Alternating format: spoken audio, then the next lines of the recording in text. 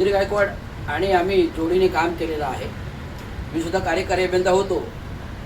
माझ्या सेवानिवृत्त कार्यकाळामध्ये जरा दुर्धर परिस्थिती होती, त्यामुळे मी कधी सत्कार समर्पण केला नाही, कारण मीच नाराज होतो जे माझ्या बरोबर झालं.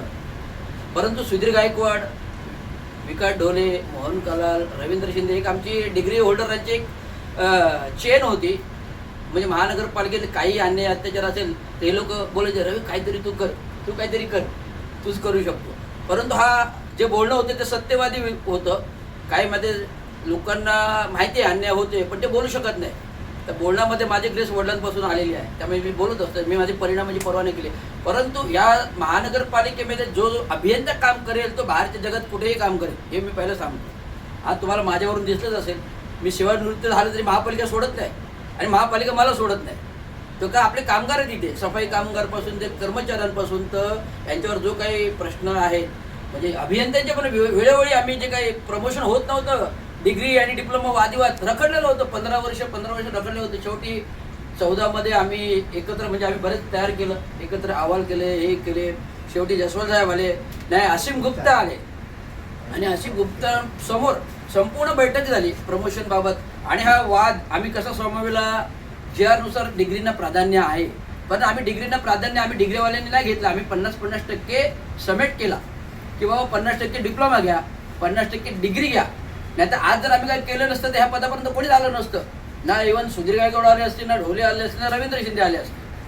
हा दुर्धर परिस्थिती होती. आता मी तर मागासवर्गीय असून मला पदोन्नती दाबली खाल्ली. आता पदोन्नती वाले त्यांनी खाल्ली ते आज रिटायर होते, तो भाग वेगळा. परंतु आज जे दुरंधर परिस्थितीमध्ये फार चंद्रशेखर साहेबांपासून जे लोकांनी काम केले हे वाखण्याजोगं आहे. आणि आज ठाणे शहराला जे स्वरूप आहे विकास डेव्हलपमेंटचा, इन्फ्रास्ट्रक्चरचा, आणि जे का आपण स्मार्ट सिटी सेल, मला वाटतं सरकार आल्यानंतर 2014 मध्ये सरकार आल्यानंतर फॉर्म केला, बरोबर आहे. काही रिफॉर्म आले, काही स्मार्ट सिटी सेल झाले, देवेंद्र फडणवीस आले, तेव्हा हा सेल फॉर्म झाला. आणि सेल मार्फत जे काही प्रकल्प केले ते नाविन्याजोगे आहेत.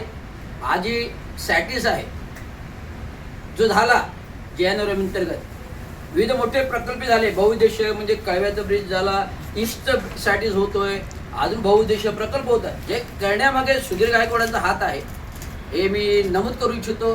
आणि मी मुद्दाम तारीफ नाही करत, जिथे चांगलं काम आहे तिथे चांगलं बोलतो, आणि तिथे मित्र जरी असेल खोटं काम केलं त्याला मी लाटाळणार, ही माझी भूमिका आहे आणि ठेवायला पाहिजे. म्हणजे मित्र आहे म्हणून गाजरे सोडून दे रे, पण जे चुकीचं आहे ते चूक दाखवायला आपल्याला बाबासाहेबांनी शिकवलंय. जो चुकीवर बोलेल तोच आपलं अस्तित्व घडवेल, नाही ते कसले बाबासाहेबांचे संविधानात राहतात. म्हणून आज या प्रसंगी सेवानिवृत्तीच्या दुर्धर 34 वर्षाचा का 35 वर्षाचा कालखंड असेल तर निष्कलंक, म्हणजे भ्रष्टाचार मुक्त म्हणेन. पण मध्ये जी काही परिस्थिती आली ती राजकीय होती, त्यांच्यावर पण आली, माझ्यावर पण आली, पण ती राजकीय होती.